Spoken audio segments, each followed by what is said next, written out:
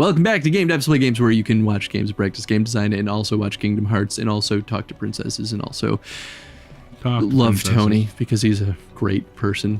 I don't know what you're trying to get at that one, Chris. Nothing, just you're a good guy. Get out of here. Get the hell right out of here. Actually, I'm probably gonna hit level 50, guys. I didn't think it was gonna happen. I have beat Kingdom Hearts at like level 45, and that was just because running through it. You played a build that you were good at. Yeah, I played what I was supposed to play. I will talk to some of these people. I've been waiting for you, Keyblade Master. Are you Where's the Key Master? Ansem? I am the Gatekeeper. Gone. When the keyhole appeared, darkness poured out of it. It swallowed Ansem and he disappeared. Now Ansem is gone. The flood of darkness hasn't stopped.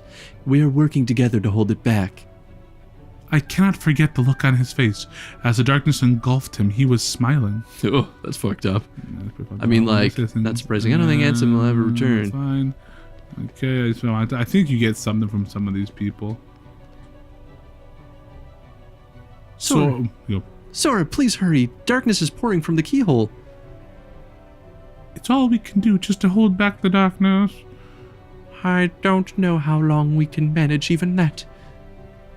All right, I'm on my way. We're counting on you, Keyblade Master. In the meantime, we'll do what we can to... I don't know. It works, man. I don't know what I'm going for. No, I want to see if I can get any items from these ladies. Do you give me anything? I'm the Keymaster. Are you the gatekeeper? Are you the gatekeeper? Do you keep gates? Yeah, this is the way. This is the way we wash our hands, wash our hands, wash our hands. I'm sorry, what? I blacked out. Where am I? What happened? Who is this? I love doing things like that. People are like, what's wrong with you? I'm like, nothing. I'm just a weird person. I think it's even better if you do stuff like that and you're like, what are you talking about? Yeah, what? Everything's fine. That would be more of a Nathan maneuver. That's trolling to a new level that I'm not there for it yet, man. You have to be a special kind of troll to be Nathan level. I was gonna be like, you have to be a special kind of asshole to be like. I mean, that's basically what I said, just in nicer words.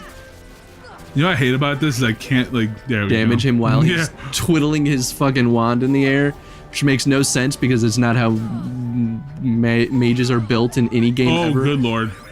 Isn't that... Well, that's like the whole thing about... Wow.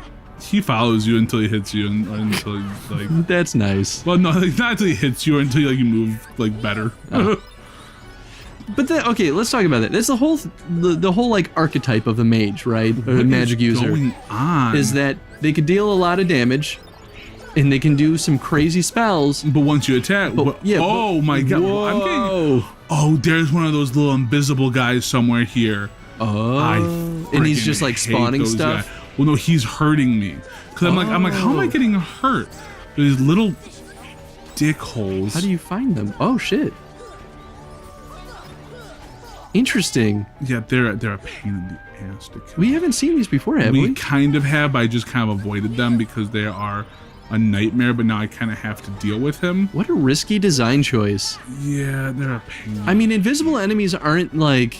Well, and he's powerful. That's the other thing that sucks. Yeah, that's why I'm conflicted, because invisible enemies can be interesting, but if it's truly invisible, that can feel really unfair. Yeah, and then you're just like, why am I getting hurt? Why am I dying? Well, yeah, I mean, especially like if you consider it from the angle of the player, it's like they might just think that the game is glitched, like broken. Yeah, right. That just seems like a poor user experience. Yep. Now where is he?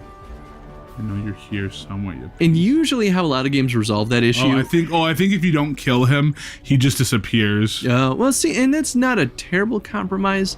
How a lot of other games handle it is that they're only invisible for temporary amounts of time. Right, and this is kind of how he works sometimes. It just all depends. Yeah, that's weird. I'm not a huge fan of that, though. It could be a nightmare. Especially because it's like, if you start trying to fight him and then he just goes away forever... It's like, well, thanks for wasting my time. Yeah. What do you get from killing them? Just normal. I think you get you might get an elixir or something. I'm sure. Yeah, I don't know. I feel like there's a better way to handle that design. Oh yeah, there absolutely is. I guess it could be worse too. It's yeah, just... it could always be worse. It's just like, it's just annoying. There it is. Please be a gummy part. Please be a gummy part. Oh no, it's dark Ooh. matter. Oh no, that's not what it was. Oh, there's a keyblade here somewhere. Oh, you thought that was the keyblade. I thought that was. Oh, that's so. What if the keyblade was in that one little chest that I pointed out Right earlier? there. You're like, yeah. Take that, Tony. Eat shit. And die. Although that feels like a more appropriate place to hide a keyblade, right next to that magical rift-looking thing, where Kyrie. Oh, it's just worse all around. Wow, well, what a waste of everyone's time. Here's the thing. So in old games, this was the strongest keyblade. Really? Or one of the strongest. I mean, it makes sense. Because Oathkeeper, because Divine Rose, I don't think was in normal Kingdom Hearts. So they added I think it was just so it was in the final mix version in Japan, and so then when they brought it here, they gave it to us here too. I think. I don't remember. I mean, that makes sense. More puppers. Interesting though. Yep. I know some stuff. Oh God. Everything's on fire. Everything's on fire. So it's not that they made like Oblivion weaker. It's just that the other ones are more powerful. Yeah. Interesting. So in a way, that means that you're just generally the original game was technically harder. Yeah, I guess. Yeah. I mean, not by a huge margin, but no, but I guess by enough to be like. Again, depending on your play style. Well, especially because you can get the more powerful keyblade sooner. Because it's not even like so like. If you play a strength build, right, and you don't care about not having a lot of magic, I think one of the strongest keyblades is the metal chocobo. Again, that's just if you're not looking to go that path there. What do you think could be done to prevent other keyblades from being obsolete? It's not an easy thing to answer. Yeah, but I don't know. That's like RPG design flaws 101. Well, yeah, that's just RPGs in a nutshell, though. I mean, I guess the way you stop something from being obsolete is if you can upgrade it. Yeah, and a lot of modern RPGs have certainly addressed that issue, and even some old school ones, like I think it was Breath of Fire 2, allowed you to merge characters. Oh. There was one particular character that could like merge with other characters. That's so weird. So when a character became obsolete because, you know, you just had better characters in your party, he could consume them and just like become twice as good. That's insane. Yeah, so eventually you would have your perfect party and he would consume all of the other characters, which is kind of fucked up. And I think that's but he would be invisible guy's bit. I think he would become one of the most powerful characters because of it. So it was such a weird compromise and super risky if you weren't smart about how you did it. Yeah, right. But that was sort of an answer to the characters becoming obsolete kind of thing, which is it's just interesting to me. So yeah, if they could do a system in this where you can merge keyblades. I hate this this. But I like the upgrade idea too, especially since there's a lot of I think upgrading is how you. I truly and utterly hate this guy. I really would like to let you know how much I heal. I know. I hit the wrong button. I utterly and truly hate him because he's not. Oh my God. It's like no good way to defend against him either. There is. That's why he sucks, because it's just like you can't do shit. And like you can hurt him enough, and then he'll eventually be like, "Well, fuck this," and I'm gonna leave. Are there two? It might be. I'm just gonna see if I can just jump ahead because I do not want to mess with these guys. Yep, I can. Into the dark depths. Mm-hmm. And here we go. This is where we beat the game. Nope. Again, don't know how many times I gotta say that. I don't know. If this was the last boss, it would feel very Square Enix. You would kill this, and then like another god would take its place and be like, "That was only my minion," and then it would be. Then you would kill that. So here's the thing: be like, the Behemoth is kind of an easy boss. Like he can hurt you a lot, but all you have to do is hop on his back and just like toot his horn. And just go to town. Again, he can still hurt you. Again, I have to make that clear, and his attacks do suck. This is just more of a slow fight. This is more like I'm gonna jump around. Looks like he has at least 3 layers of health. 4, I think. Whew. Yeah. Damn. Yeah, so now we're gonna get... So really it's an endurance battle. Yep. It's all about an economy. I hate endurance battles. There are rare contexts that endurance battles can be fun. Final Fantasy 15 also did not learn that lesson. So I think Kingdom Hearts 2 does a really interesting thing with it. Because there's the 1,000 Heartless battle or the 10,000 Heartless fight, and that's more of like an endurance test. Is it you just fight 10,000 little Heartless? Well, you're supposed to, but like you're just like you're just there for a while fighting, and then it just becomes a thing. You know, I kind of like those though. It was cool. It's a really cool moment, and like, so I hardly remember Kingdom Hearts 2 because I've only beat it once. Kingdom Hearts 1 is the one I've played the most. It's the one I know the best.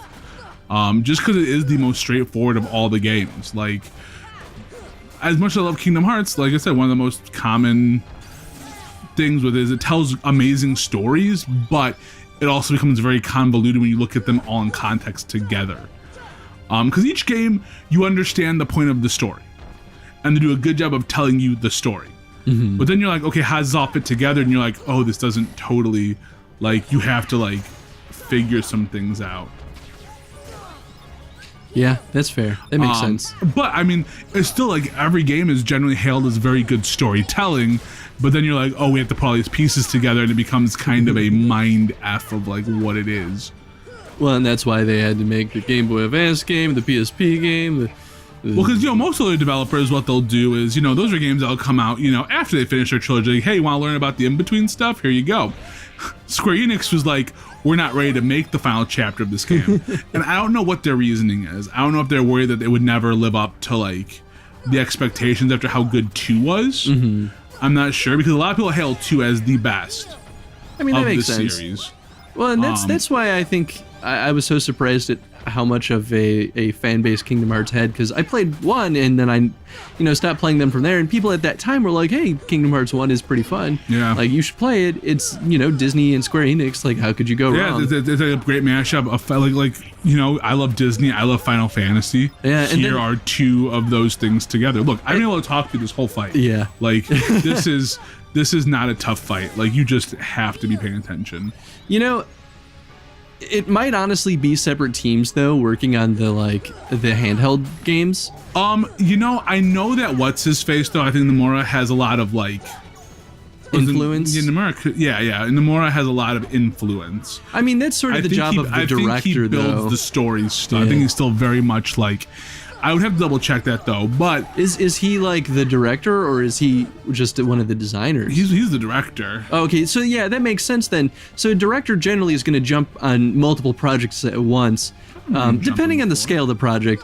But right. A director is the one who's going to keep that vision unanimous. I hit level 50. That was level 50, guys. Yeah. It finally happened. Where we're gonna maybe start gaining levels fast, dude. In two episodes, even though we're beating the game in this episode, Tony will be level 70.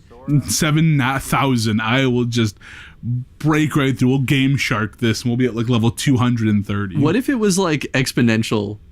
Like now every level actually takes less time. Well, that's the idea behind it. It was supposed to take less EXP to do it. Well, what are you guys doing here? We came on Sid's ship. This is our childhood home. We wanted to see it again. You lived here? It's in far worse shape than I feared. It used to be so peaceful. Don't worry. If we defeat Ansem, all should be restored, including your island. Really? Nope. Just kidding. Liar. But also it means goodbye. Once the worlds are restored, they'll all be separate again. Everyone will go back to where they came from.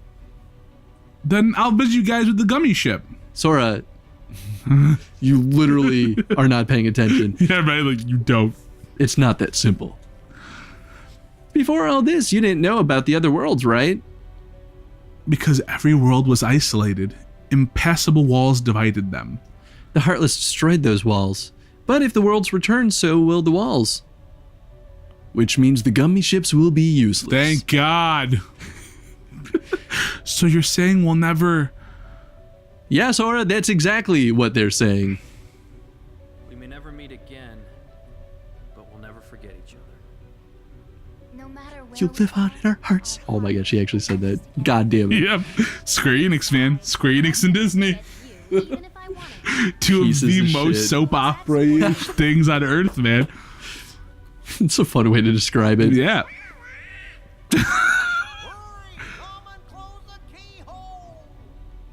Sora. That's what she said. Sora, we need you to enter my beehole. I mean keyhole. Gosh.